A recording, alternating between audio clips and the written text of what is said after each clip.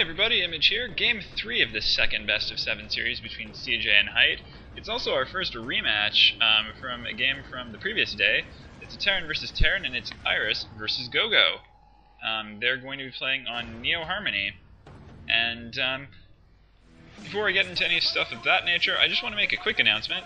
Thank you to all of the viewers who have propelled my channel to the number 65 most viewed of the day in Australia. Granted, I don't think there are all that many Australians kicking out that much video content onto the web, but that's pretty cool. Also, yeah, not so many Australians getting huge numbers of views, but still, I will take that little gold medal in my YouTube profile for the day, and I couldn't have done it without you guys, so thanks very much. Yeah, gogo versus Iris. Iris has gotten the better of gogo in their two previous encounters, but you know, in spite of Iris's one-sided drubbing of gogo yesterday, I don't think this match is nearly as clear-cut as all that.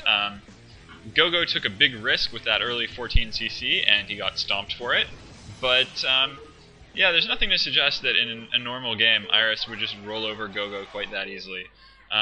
Gogo, I've always thought he was kind of an average player, but his TVT is pretty good, and his strongest matchup, and in fact, the same is true for Iris. So I think they're actually fairly evenly matched, and this is anyone's game. And whoever does win here, I think it's going to be a very important win for that person, because it'll put their team up 2-1, and yeah, the remaining games. It'll set the tone for the remaining games anyway. The remaining games are all fairly interesting games that seem moderately evenly matched, with the possible exception of Set 6, Movie versus Justin. Mostly because I just wasn't very impressed with Justin's play yesterday, but who knows? Even that could be exciting. And let's just see who's who. That's Iris in orange at the 11 o'clock position, and that leaves gogo in blue or teal at the 7.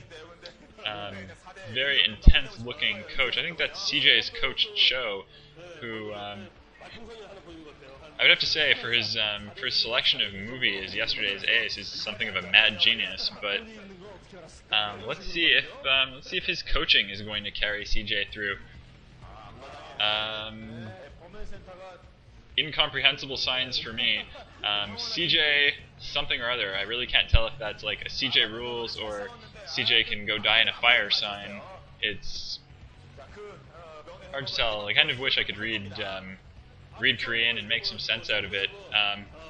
The limits of my understanding of Korean are basically hello, goodbye, thank you, and how to order food, which admittedly all very important things and stuff that I'm definitely going to make a lot of use of when I eventually make my way over to Korea, hopefully as paid for by my university to do some field work, which will involve watching a lot of pro StarCraft. I can dream. And yeah, I might make another video just explaining that whole plan a bit later on. Again, 2004. Is CJ Entus going to do it again? We'll see.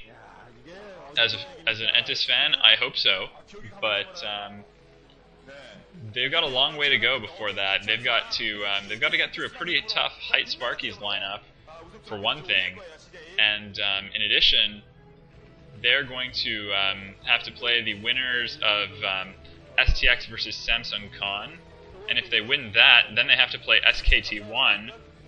No, not SKT1. Then they have to play Oz. And then if they win that, they have to play SKT1 in the final. So it's, I think, a little bit early for them to, for CJ Entus to even be thinking about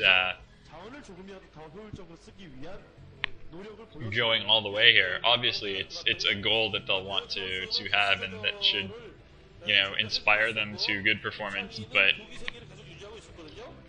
that's a little interesting. Gogo's mining gas with 2 SCVs rather than 1 to set up a fast expansion or 3 to just tech quickly. So a little bit of a middle of the road economic strategy for gogo there.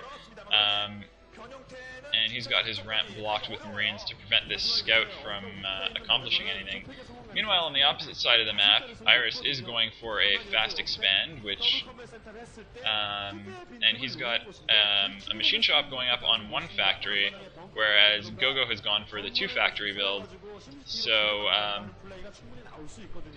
we might see something a little bit similar to the previous game, just with the opposite players with each player doing what the opposite player did. Iris hasn't 14 CC'd, but he is going for a pretty quick expansion here with the 1 factory into expand, and yeah, he might find himself a little bit behind against this 2 factory push. On the other hand, he might also just be able to defend the early pressure. And speaking of early pressure, here goes that first vulture. Machine shops are spinning for both players, but Gogo is going for vultures here, so it's probably going to be speed or mines first, and it might be speed. I actually suspect it's going to be speed, but we'll see. Iris also going vultures, and his shop is spinning. I was actually expecting that he'd be researching siege mode, but this is going to be pretty interesting. We're going to be seeing a lot more vultures from Gogo, but he's going to have to fight his way up that ramp, and it'll be interesting to see. And let's see, there's about 5 vultures, and yeah, Gogo has got that floating barracks to spot that there's the expansion going down, and that there are only 3 vultures at the top of that ramp, and that is going to trigger him to move out.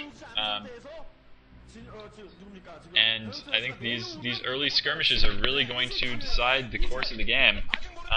It also looks like he's going to intercept these SCVs in transition, or like just after transition, and he's going to get a bunch of SCV kills on Iris. And I think there's enough, there are enough vultures down there that Iris can't really charge down the ramp and engage and expect to encounter any success. Iris is adding a couple of more factories though to level out the production, but I think the damage has been done, and advantage to Gogo at the moment. Let's see, it looks like Gogo is considering setting down an expansion, and Iris's barracks is floating over there to check that out, or block it. The manor barracks there. Nice move for him, but that's only going to delay Gogo for a little while, and Gogo, yeah, he's just building the command center a bit further away, and once he forces that barracks off, he'll just float it. He doesn't need to worry about the gas too much at this juncture, especially with Iris still unable to take his natural, and Iris charging down the ramp there in berserker aggressive style, but I don't think that really is going to benefit him. He lost a lot more units than Gogo there. And also if mines come up, which they just have, those mines are going to block Iris's command center from landing. Yeah, I think lifting might have been a bit of a dubious move there. It's going to take until an academy is built and a comstat before Iris can even land that again. Meanwhile,